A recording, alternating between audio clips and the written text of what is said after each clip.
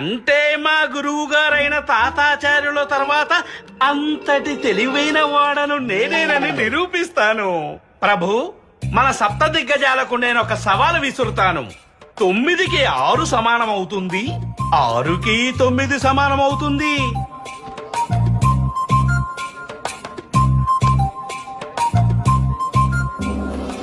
ఆలోచిస్తారే? త్వరగా చెప్పండి.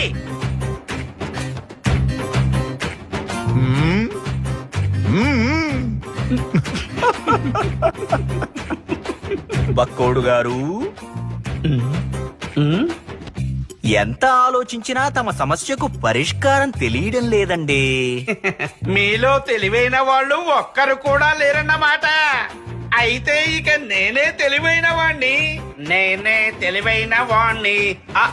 నేనే తెలివైన వాణ్ణి. ఓహో, నేనే తెలివైన వాణ్ణి.